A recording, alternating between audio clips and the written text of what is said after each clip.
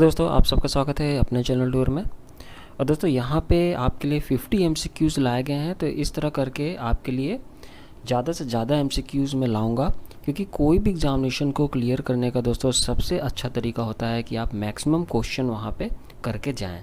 क्योंकि अब थ्योरी बनाने का समय नहीं है, और जो बच्चे ये सोचते हैं कि हम अभी कंसेप्चुअल वे में चलेंगे, एक महीना में भी कंसेप्चुअल वे में चलेंगे, तो मैं दोस्तों उनके लिए बता दूं कि इस एग्ज़ामिनेशन को पार करने के बाद आपके पास 2 से ढाई साल मिलेंगे एम फार्मा में, जहाँ पहले साल आप कंसेप्ट ही बनाओगे और दूसरे साल उसमें से जो कंसेप्ट आपने बनाया है उसमें से एक कंसेप्ट चुन के उस पर आप अपना थीसिस करोगे। तो आपके पास बहुत समय है, लेकिन पहले आपको क्या करना है कि वहाँ पे पहुँचना है। तो इसलिए जितने ज़्यादा एमसीक्यूज़ हम लोग यहाँ पे ग्रास्प करेंगे, कुछ आपका जो जीपैट में आपने पढ़ाई की है उसके आधार पे आप आंसर दोगे, कुछ अगर नहीं हो पाता तो कुछ को वहाँ पे हमें रटाफिकेशन भी करना है। तो रटाफिकेशन कोई ख़राब चीज़ नहीं है, क्योंकि हमें वहाँ पे एग्जामिनेशन क्लियर करना है। एग्जामिनेशन क्लियर करेंगे तभी हम अच्छे कॉलेज में पहुँचेंगे। और अभी इतना समय नहीं है कि आप कंसेप्ट बनाएं। कंसेप्ट बनाने में कोई ख़राबी नहीं है, लेकिन कई बार ऐसा होता है कि बच्चे कंसेप्ट बनाने के चक्कर में बहुत कम एमसीक्यूज़ टच कर पाते हैं। तो इसलिए आप ये कर सकते हो कि 1 घंटा जो आपको बताया गया है कि मॉर्निंग में पढ़ाई करने के लिए, तो आप वहाँ पे क्या करो कि अपना जो भी कंसेप्ट बनाना है, जो भी रिवीजन कर रहे हो उसमें आप कंसेप्ट बनाओ। लेकिन जब ऐसे एमसीक्यूज़ आपके स्क्रीन में आते हैं तो आप कोशिश करो कि ज़्यादा से ज़्यादा एमसीक्यूज़ हमें करने की, या अगर आप कोई बुक से भी पढ़ते हो तो वहाँ से भी आप कोशिश करो कि जितना ज़्यादा एमसीक्यूज़ आप लगा लो। इस तरह आपका बैलेंस रहेगा, थ्योरी भी चलता रहेगा और एमसीक्यूज़ भी आपके चलते रहेंगे। तो यहाँ पे दोस्तों अभी आपके लिए 50 एमसीक्यू है, इसी तरह मैं कल भी लाऊँगा और परसों भी लाऊँगा। तो कहने वाला दोस्तों, 1 महीना में आपके पास काफ़ी एमसीक्यूज़ वहाँ पर कलेक्ट होने वाले हैं। तो इसके करने का तरीका दोस्तों यही है कि आप वहाँ पे नोट जरूर करिएगा। जो भी आपको एमसीक्यूज़ जो भी आपको नए लगते हैं, जिनका आंसर आपको नहीं आता है, ठीक है, क्योंकि अभी मैं क्वेश्चन यहाँ पे बोलूँगा, उस पर कुछ सेकंड दूंगा आपको सोचने के लिए, फिर उसका आंसर बताऊँगा। तो जो नहीं आता उसको वन लाइनर के रूप में लिख लीजिए। और जब आप एग्जामिनेशन देने चाहते हैं तो उसके 1 वीक पहले ही जो भी आपने पढ़ा हुआ है, जो भी आपने नोट्स बनाए हैं, केवल उन नोट्स को आपको देख के जाना है। और दोस्तों मैं एक चीज़ और बता दूँ कि जैसा आपको पता होगा कि स्टडी मटेरियल अवेलेबल है, लेकिन बहुत से बच्चों को अभी प्रॉब्लम हो रही है लॉकडाउन की वजह से। तो जो स्टडी मटेरियल है दोस्तों वो 399 का भी कर दिया गया है, लेकिन उन्हीं बच्चों के लिए जो अभी मजबूर हैं, जिन्हें प्रॉब्लम हो रही है। तो उसके लिए दोस्तों आप कंसल्ट कर सकते हो, जो व्हाट्सएप नंबर है 9953703693, और उस पर आपकी पूरी हेल्प की जाएगी। लेकिन दोस्तों कोशिश करिएगा कि अगर आपको प्रॉब्लम है तभी आप ऐसा करिएगा, ताकि हम लोग भी यहाँ पे चलते रहें और जिन बच्चों को वहाँ पे चाहिए सपोर्ट, उनको सपोर्ट भी मिलता रहे। तो चलिए दोस्तों, बिना देरी करे हम लोग स्टार्ट करते हैं आज का आपका NIPER MCQs ranker series part 1। तो दोस्तों पहला क्वेश्चन है, based on usability energy resources are classified into. तो यहाँ पे क्वेश्चन आपसे पूछा जा रहा है कि यूजिबिलिटी के अकॉर्डिंग, ठीक है, तो जो एनर्जी रिसोर्स है उसको हम कैसे क्लासिफाई करते हैं। तो क्लासिफिकेशन का क्वेश्चन है, primary secondary and tertiary resources, primary and secondary resources, primary secondary intermediate and tertiary resources, या फिर primary intermediate and secondary resources. यहाँ पे आपको 10 सेकंड दिए जा रहे हैं, तो इसका आंसर आप सोच लीजिए, अपने मन में रखिए, और ऐसे ही करते करते जो आंसर आप नहीं दे पाते हो उसका वन लाइनर आंसर वहां पर नोट डाउन कर लीजिएगा अपने नोटबुक में। तो दोस्तों इसका राइट आंसर है आपका प्राइमरी इंटरमीडिएट और सेकेंडरी रिसोर्स में क्लासिफिकेशन किया जाता है according to usability of energy resource. Second question पूछता है कि which of the following is not a type of primary resource. तो इसमें से कौन सा प्राइमरी रिसोर्स नहीं है। ये चीज ध्यान दीजिएगा, मैं बार बार कहता आ रहा हूँ, स्क्रीन में ये चीज हमें नहीं दिखता है और हम लोग जल्दीबाजी में नोट को भूल जाते हैं। तो हमें ध्यान देना है, जब भी नॉट आए तो हमारे माइंड में क्लिक करना चाहिए कि सावधानी से स्टेटमेंट हमें पढ़ना है। तो यहाँ पे पूछा जा रहा है कि कौन सा प्राइमरी रिसोर्स नहीं है, और ऑप्शन है crude oil, coal, hydrogen energy, या फिर सनलाइट।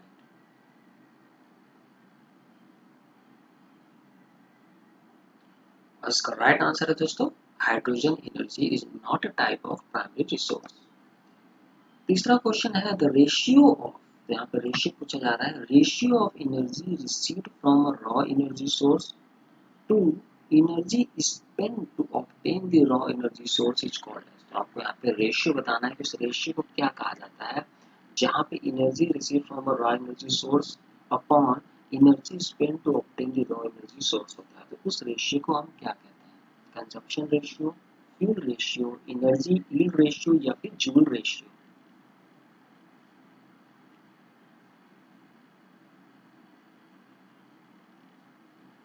इसका राइट आंसर है दोस्तों एनर्जी यील्ड रेशियो।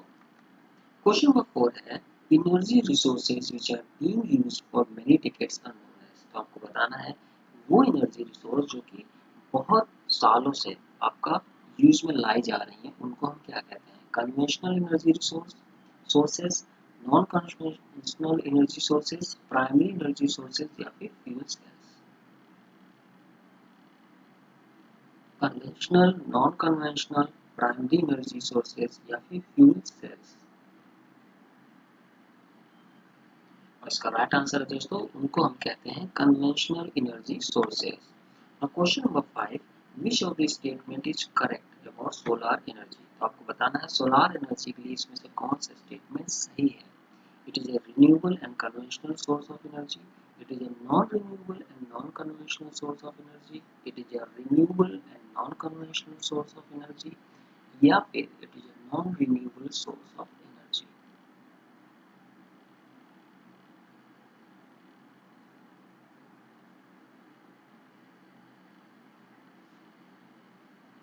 इसका राइट आंसर है it is a renewable and non-conventional source of energy. Now question number 6, wind and hydrogen energy are examples of primary sources, primary and secondary sources respectively, secondary sources या फिर tertiary sources। तो दोस्तों यही question है जो कि आपका NIPER का जीएस का पार्ट बनाता है। वही मैं कहता हूँ कि आपको साइंटिफिक वे में यहाँ पे चलना है। जीएस के लिए वो लोग कुछ हिस्ट्री ज्योग्राफी नहीं पूछने वाले बल्कि आपको लोग उलझा के रखेंगे साइंस में। तो अगर ये सब क्वेश्चन आप कर लेते हो तो अपने आप जीएस का भी क्वेश्चन वहाँ पे निकल जाएगा। तो wind and hydrogen energy are example of. इसका राइट आंसर है primary and secondary sources respectively. Question number 7, on the basis of long term availability resources are classified into conventional and non-conventional resources, renewable and non-renewable resources, primary and secondary resources या फिर commercial and non-commercial resources।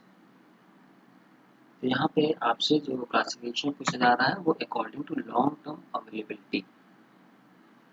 तो कैसे आप उसको classify करेंगे?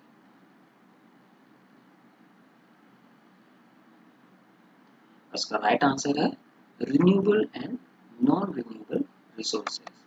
Question number 8, which of these energy resources is are widely used in industries? तो industry में कौन सा इन चार ऑप्शन में से एनर्जी रिसोर्स है जो कि बहुत ज़्यादा यूज में आता है? पहला ऑप्शन है कोल एंड गैसोलीन, वुड, बायोगैस या फिर crop residue.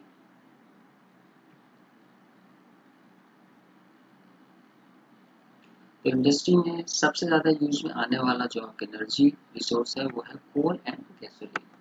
Question number 9, which of these resources does not produce carbon dioxide during electricity generation? तो इसमें से कौन सा ऐसा है जो कि कार्बन डाइऑक्साइड नहीं प्रोड्यूस करता है जब वो यूज में लाया जाता है इलेक्ट्रिसिटी जनरेशन के लिए? इसका राइट आंसर है uranium. Question number 10, which of these is the major contributor to world pollution? तो इसमें से कौन सा है रिसोर्स जो कि वर्ल्ड में सबसे ज़्यादा पोल्यूशन क्रिएट करता है? Commercial resources, non commercial resources, renewable resources या फिर nuclear energy.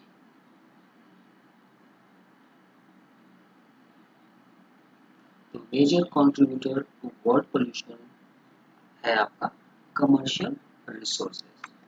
Question number 11, which of the energy resources were considered for large scale use after the oil crisis of 1973? ये एक आपका जीके का क्वेश्चन हो गया कि कौन सी एनर्जी रिसोर्स सबसे ज़्यादा लार्ज स्केल में यूज हुआ जब ऑयल क्राइसिस हुई 1973 में, उसके बाद?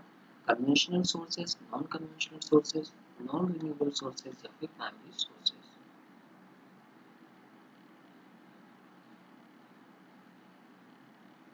इसका राइट आंसर है नॉन कन्वेंशनल सोर्सेज।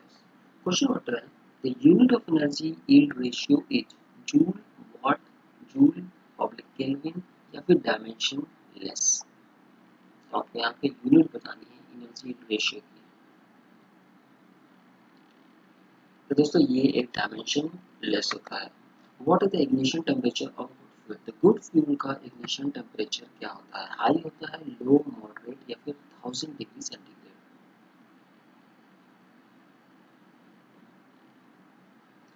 तो दोस्तों ignition temperature of a good fuel moderate होता है। Question number 14, what is the calorific value of an ideal fuel? तो कैलोरीफिक वैल्यू क्या है? होती है एक आइडियल फ्यूल की 30.8 किलो कैलोरी, हाई होती है 20.2 किलो कैलोरी होती है या फिर लो होती है?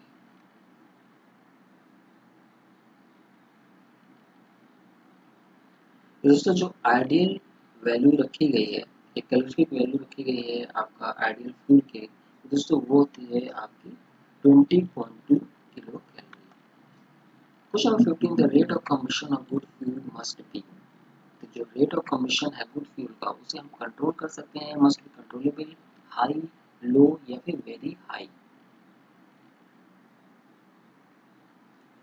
तो ये आप समझ ही गए होंगे, ऐसा क्वेश्चन जब आता है तो इसका एक एवरेज आंसर ही वहाँ पे होता है। तो rate of combustion of good fuel must be controllable. Question number 16, the moisture content of the good fuel must be 50%, high in amount, low in amount या फिर 70%?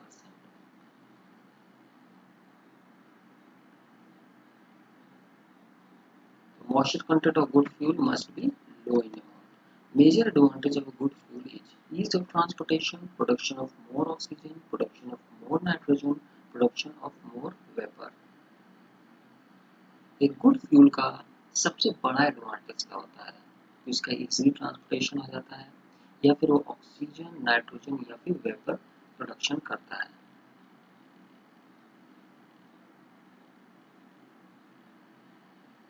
इसका राइट आंसर है दोस्तों ईज ऑफ ट्रांसपोर्टेशन।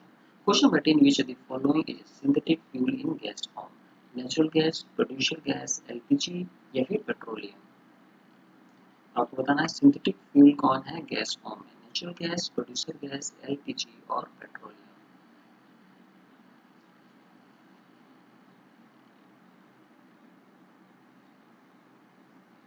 इसका right answer है producer gas.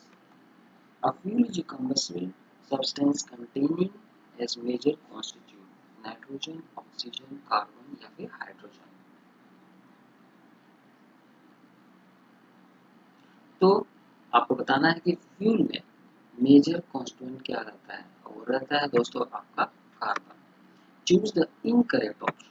तो ध्यान दीजिएगा, यहाँ पे करेक्ट नहीं बल्कि इनकरेक्ट पूछा जा रहा है। Choose the incorrect option regarding isomerism. तो आइसोमेरिज्म के रिगार्डिंग यहाँ पे इनकरेक्ट ऑप्शन कौन सा है? They differ in both physical and chemical properties. They have different molecular formula. There are two types of isomerism: structural and stereoisomerism. Geometric and optical isomerism are two types of stereoisomerism. दोस्तों इस तरह के question करने के लिए जो हमारे notes हैं जो कि अवेलेबल हैं, जो मैंने आपको वेबसाइट बताई, वहाँ पे दोस्तों जो नोट्स हैं ये सब क्वेश्चन वहीं से निकल जाएंगे। अगर आप उन नोट्स को वहाँ पे पॉइंट्स वाइज पढ़ते हो, उनको केवल देख लेते हो वीडियो में, तो आप आसानी से बहुत से क्वेश्चन करने वाले हो। क्योंकि नाइपर क्या करता है कि ऑर्गेनिक से और जो आपके बाकी जो सब्जेक्ट हैं जिनसे जीपैट इतनी गंभीरता से क्वेश्चन नहीं पूछता, वहाँ से वो अपने एप्टीट्यूड के क्वेश्चन उठा लेता है। तो इस तरह दोस्तों अगर आप चाहें तो वहाँ पे अवेल कर सकते हैं। मैंने आपको सारी डिटेल बता ही दी है। तो चलिए दोस्तों देखते हैं यहाँ पे कि चूज द इनकरेक्ट ऑप्शन। तो यहाँ पे इनकरेक्ट ऑप्शन कौन सा है? तो दोस्तों they have the different molecular formula, यहाँ पे गलत है, जबकि उनका मॉलिक्यूलर फॉर्मूला सेम रहता है।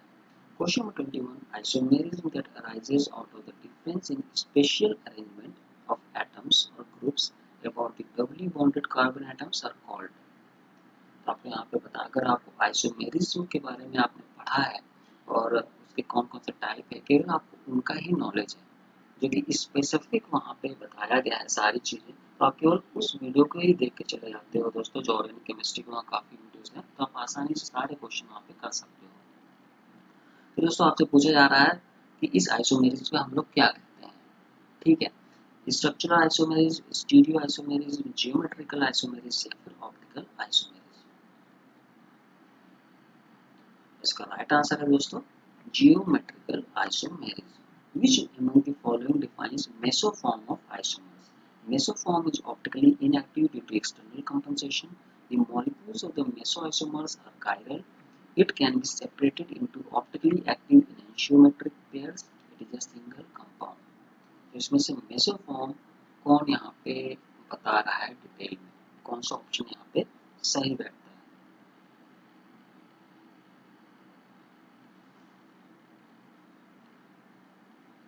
तो दोस्तों यहाँ पे it is a single compound, ठीक है, ये डिफाइन कर रहा है आपको मेसोफॉर्म ऑफ आइसोमर्स को। Question number 23, a fat on hydrolysis would yield.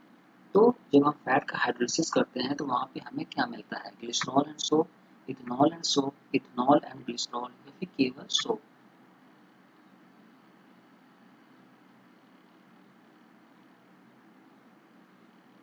इसका राइट आंसर है हमें ग्लिसरॉल एंड सोप दोनों ही वहां पे मिलता है। Which among the following correctly defines diastereomer? तो अगर आपको डायस्टेरियोमर की परिभाषा मींस उसकी डिफिनीशन पता है तो आप आसानी से कर लोगे। और ये सारी चीज़ें हमने मटेरियल में डाल रखी है, इसलिए मैं आपको बार बार बता रहा हूँ कि कितनी जरूरी है केमिस्ट्री पोर्शन फॉर 9 पर। Which among the following correctly defines diastereomer? These have same magnitude but different signs of optical rotation. Non-superimposable object-mirror relationship. These differ in all physical properties. Separation is very difficult.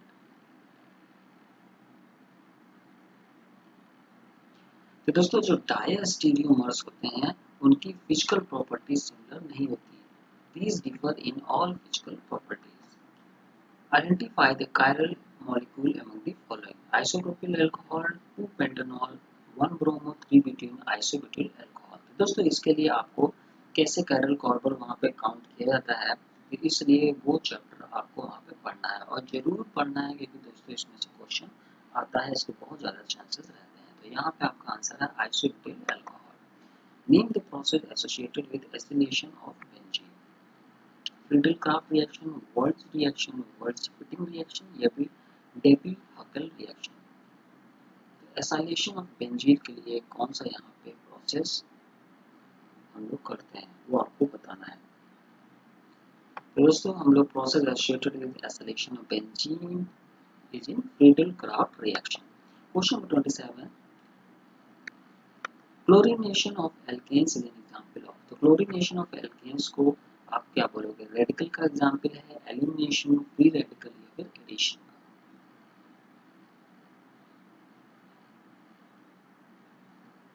इसका right answer है free radical. Identify the one which is not a type of chlorination. Free radical chlorination, electrophobic chlorination, ketone chlorination, chlorine addition reaction। तो दोस्तों आपको बताना है कि यहाँ पे कौन सा क्लोरीनेशन का टाइप नहीं है। और दोस्तों मैं एक चीज़ और बताना चाहूँगा कि बहुत से बच्चे अभी भी निराश हो रहे हैं, वो सोच रहे हैं कि अभी हम नहीं तैयारी कर सकते, हमने तैयारी नहीं की है, हमारा नाइपर नहीं निकलेगा, तो बिल्कुल फालतू की चीज़ें हैं दोस्तों। इन सब चीज़ों को आप अभी छोड़ दीजिए, सब कुछ ग्रैस्प करने की कोशिश मत करिए। आप एक स्मार्ट स्टडी आपको करना है, जहाँ पे आपको ये देखना है कि नाइपर कैसे क्वेश्चन पूछता है, नाइपर क्या चीज़ वहाँ पे लाता है क्वेश्चन पेपर में, क्योंकि हमारा मेन मोटो है वहाँ पे एग्जामिनेशन क्रैक करना। हमारा ये मोटो नहीं है कि वहाँ पे हम सारा कुछ पढ़ के जाएं, ठीक है। मैं बार बार इसलिए कह रहा हूँ दोस्तों, क्योंकि कई बच्चे स्टार्ट ही नहीं करते, वो लोग यही सोचते रह जाते हैं कि हम पूरा नहीं कर पाएंगे, जबकि आपको पूरा करना ही नहीं है। आपका जो नाइपर के सिलेबस है उसमें से 60% तो आप खुद पढ़ के आए हो जीपैट में। इसके बाद दोस्तों जो बाकी का बचता है दोस्तों, वो चीज़ें यहाँ पे प्रोवाइड हो रही है, तो आपको तो इतनी फिक्र करनी ही नहीं है। अब सारी चीज़ें ऑनलाइन है, पहले सारी चीज़ें नहीं होती थी, लोगों को बहुत पैसे खर्च करने पड़ते थे कोचिंग वगैरह के लिए, नहीं अफोर्ड कर पाते थे, टीचर्स भी इतना ज़्यादा वहाँ पे नहीं दे पाते थे इंस्ट्रक्शन। लेकिन अब सारी चीज़ें आपकी यूट्यूब में है, आपको फिंगर टिप्स अवेलेबल है, तो आप घबराइए नहीं, बस आप अपनी पढ़ाई स्टार्ट कर दीजिए। वहाँ पे आप स्टार्ट करोगे तो अपने आप वो होता चला जाएगा। दोस्तों यहाँ पे पूछा जा रहा है कि कौन सा क्लोरीनेशन का टाइप नहीं है, और इसका राइट आंसर है दोस्तों electrophobic chlorination. Which among the following on chlorination undergoes substitution at the alkyl group? तो इसमें से कौन सा है जो कि अंडर जो कि substitution at the alkyl group जाता है, ठीक है, during chlorination. Ethers, hydroxyl groups, carbonyl compounds या carboxylic acids.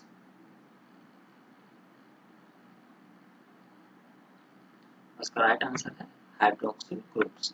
Question number 30, chlorine in the presence of which among the following generates positively charged species. तो यहाँ पे आपसे पूछा जा रहा है कि chlorine in the presence of which among the following, तो क्लोरीन किसके प्रेजेंस में, मतलब वहाँ पे और कौन सा यहाँ पे आपका कंपाउंड रहता है जिसके प्रेजेंस में वो जनरेट करता है positively charge species. Ferric chloride, anhydrous ferric chloride, ferrous chloride या फिर anhydrous ferrous chloride.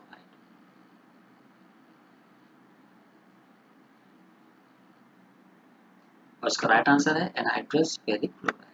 Question number 31, the step in which chlorine chlorine bond homolysis occurs is called initiation step, propagation step, intermediate step या फिर termination step।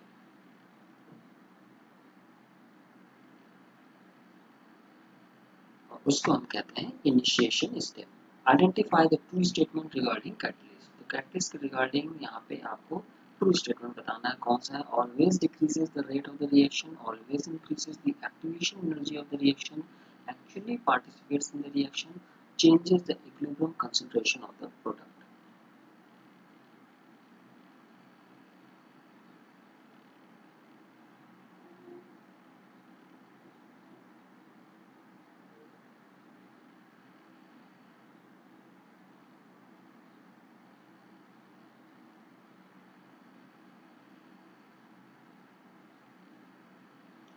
दोस्तों यहाँ पे आपसे question पूछा जा रहा है कैटलिस्ट के रिगार्डिंग, और इसका आंसर आप मुझे खुद बताएंगे कमेंट बॉक्स में, क्योंकि कैटलिस्ट के बारे में आपने बहुत बार पढ़ा होगा। तो चलिए दोस्तों देखते हैं कि कौन कौन यहाँ पे एक्टिव है, और कमेंट बॉक्स में आपको उसका आंसर बताना है। मे भी आप उसका रीजन भी दे सकते हैं। विच among the following catalyst increases the rate of the reaction? Calcium carbonate, calcium chloride, calcium hydroxide या कैल्शियम सल्फेट। इसमें से कौन सा कैटलिस्ट है जो कि इंक्रीज करता है रेट ऑफ द रिएक्शन को? और आंसर है आपका दोस्तों calcium carbonate. Question 34, what is the speed of a chemical reaction? तो केमिकल रिएक्शन की स्पीड क्या होती है? Independent of the contact surface, is constant no matter what the temperature is, varies inversely with the absolute temperature, is extremely rapid between the ions in aqueous solution।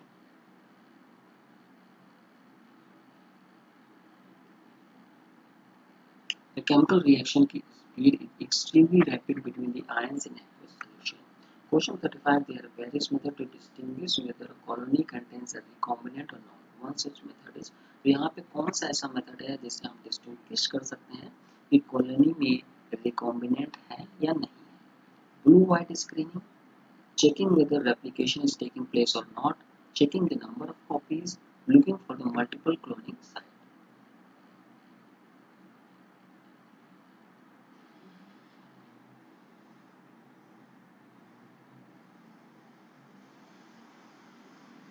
इसका right answer है blue white screening.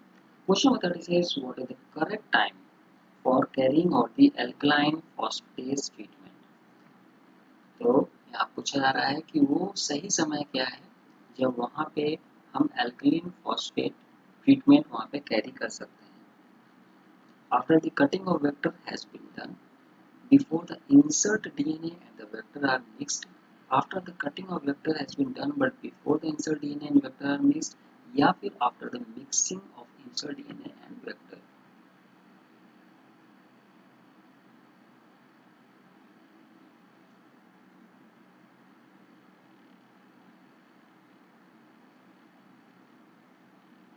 इसका right answer दोस्तों after the cutting of vector has been done but before the insert of DNA and vector are mixed। Question 37, when inserting a DNA fragment it is possible to have two orientation, if the orientation is controlled the cloning is referred to as। तो जब हम DNA fragment को insert करते हैं तो वहाँ पे दो ओरिएंटेशन होते हैं, ठीक है, होने की संभावना होती है।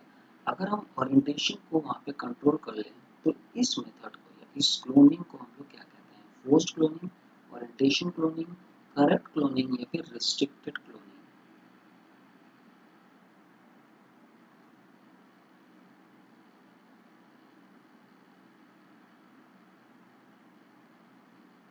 तो इसको हम लोग कहते हैं दोस्तों post cloning. Question 38, what happens if insert DNA is cut with two different restriction enzymes at the ends. तो आप पूछा जा रहा है कि जो डीएनए हमने इंसर्ट किया है, ठीक है, उसको हम वहाँ पे कट कर देते हैं वो टू डिफरेंट रिस्ट्रिक्शन एंजाइम्स उसके एंड्स में, तो क्या होगा? It is difficult to insert the fragment, the insert can be ligated in any orientation, insert can be ligated in one orientation only, या फिर amount of product increases.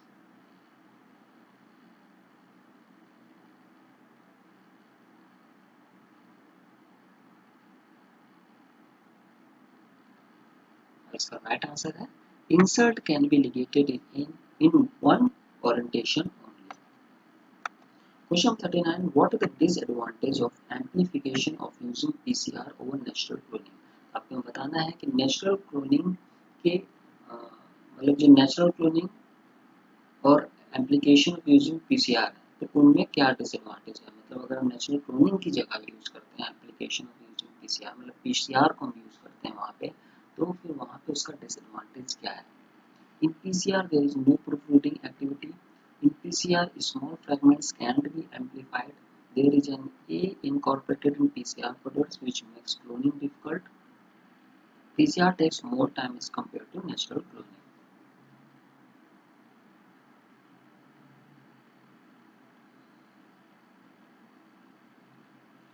The right answer in PCR, there is no proofreading activity. Question 40, choose the correct statement for adapters. तो आपको adapters के लिए यहाँ पे सही statement बताना है क्या है। They are blunt ended at both ends.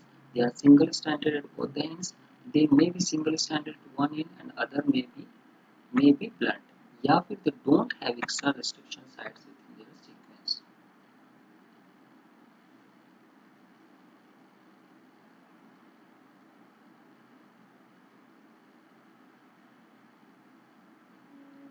इसका right answer है they may be single stranded at one end and other end may be blunt.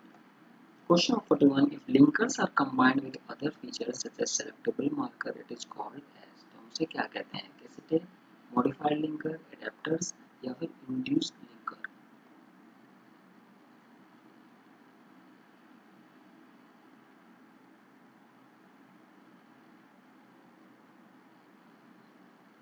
इसका राइट आंसर है it is called cassette. 42, what is the rate of translation in prokaryotes under adequate condition? 10 amino acid per second, 20 amino acid per second, 30 amino acid per second या फिर 40 amino acid per second। तो rate of translation in prokaryotes क्या है under adequate condition? इसका right answer है 20 amino acid per second. Now question number 43, how many factors play a role in termination of translation? 1, 3, 5 और 7। तो कितने factors का role होता है इन टर्मिनेशन ऑफ ट्रांसलेशन में? And the right answer is 5. Which of these factors can recognize the UAA stop codon? UAA stop codon को कौन यहाँ पे रिकॉग्नाइज करता है? RF1, RF3, RRF या फिर EFG? तो इसको रिकॉग्नाइज करता है आपका RF1. In eukaryotes, tRNA are transcribed by RNA polymerase 1, RNA polymerase 2, RNA polymerase 3 या फिर RNA polymerase 4।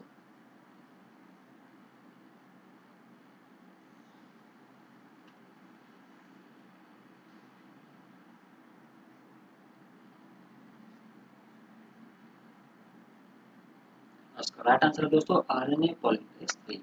Question number 46, the tertiary structure of the tRNA is clover leaf, crossbow, L-shaped, plus shaped. Tertiary structure of tRNA is कैसा रहता है? वो रहता है आपका L-shaped. Question number 47, which one of these is not a normal base found in tRNA? Pseudouridine, imidine, I base या oxo G base?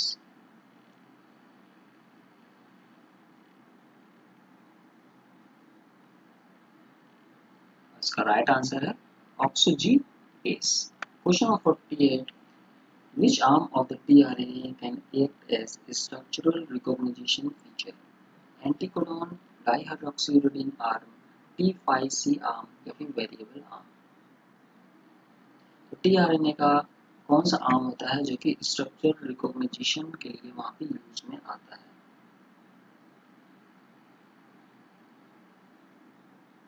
इसका right answer है दोस्तों variable arm. Question number 49. Which is the primary sigma factor in Bacillus subtilis? तो Bacillus टफ्टाइलिस में आपका primary sigma factor क्या होता है?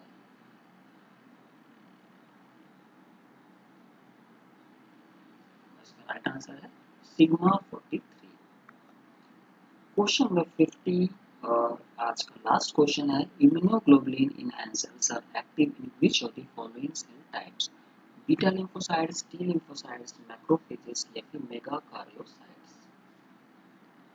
तो दोस्तों आज के 50 क्वेश्चन है, फिर से मैं 50 क्वेश्चन लाऊंगा। इस तरह करते करते आपके काफ़ी क्वेश्चन यहाँ पे मैं रिवीजन में ला दूंगा और जब आप एग्जामिनेशन में जाओगे तो आसानी से ये क्वेश्चन देखते ही वहाँ पे कर सकते हो। तो इसमें से काफ़ी क्वेश्चन आपको मिल सकते हैं, वरना इसके रिगार्डिंग और भी क्वेश्चन अभी आएंगे तो उसमें से भी आपको क्वेश्चन वहाँ देख सकते हैं। तो इस तरह करके आपका यहाँ पे एमसीक्यूज भी चलता रहेगा और थ्योरी पार्ट भी चलता रहेगा। जिन बच्चों ने अभी तक स्टडी मटेरियल फास्ट ट्रैक नहीं लिया है वहाँ पे दोस्तों वो प्लीज़ उसे ले लें, क्योंकि बहुत ज़रूरी है। उसको आप पढ़ोगे, एग्जामिनेशन में जाओगे तो आपको वहाँ बहुत बेनिफिट करने वाला है। तो दोस्तों इसका आंसर है आपका immunoglobulin enhancers are active in which of the following cell types? तो इसका आंसर है बीटा लिम्फोसाइट्स। तो चलिए दोस्तों मैं जल्दी ही आपके लिए दूसरी वीडियो भी लाऊंगा ताकि ये फ्लो आपका बना रहे। बस यही है कि आप नोट डाउन जरूर करते रहिए जिनका आंसर आपको नहीं पता था। आपको हार्ड लगते हैं, इजी लगते हैं, वो मैटर नहीं करता। अगर आप यहाँ पे आंसर नहीं दे पाए दोस्तों तो वो आपके नोटबुक में नोट डाउन होना चाहिए और उसका एक हफ्ते पहले से ही रिवीजन वहाँ पे स्टार्ट होना चाहिए। यही सही तरीका है किसी भी एग्जामिनेशन के लिए, जीपैट का हो, नाइपर का हो, ड्रग इंस्पेक्टर का हो, गवर्नमेंट एग्जामिनेशन हो, आईएएस पीसीएस से किसी भी एग्जामिनेशन में दोस्तों स्टूडेंट ऐसा ही करते हैं और ऐसे ही वो वहाँ पे सफल होते हैं। तो इसलिए दोस्तों ये जरूर फॉलो करिएगा, थोड़ा सा अपने हाथों को कष्ट दीजिएगा कि वो वहाँ पे कलम चलाएं कॉपी में, लेकिन ये आपको बहुत ज़रूरी है क्योंकि आपको वहाँ पे स्क्रीन में देख के और सारी चीज़ें वहाँ पे आपके माइंड में वो स्टोरेज के लिए, जब आप वहाँ पे पेन से राइट डाउन करते हो कोई चीज़ तो दोस्तों वो ज़्यादा दिन तक वहाँ पर रिटेंशन मोड में चली जाती है। इसलिए दोस्तों थोड़ा सा मेहनत आप करिए। फिलहाल हम लोग यहाँ मेहनत कर ही रहे हैं। जिन बच्चों ने नहीं लिया है या उन्हें कोई प्रॉब्लम आ रही है तो व्हाट्सएप करके अपना क्वेरी मुझे बता सकते हैं ताकि मैं वहाँ पे आपका रिप्लाई दे सकूँ। Thank you, take care.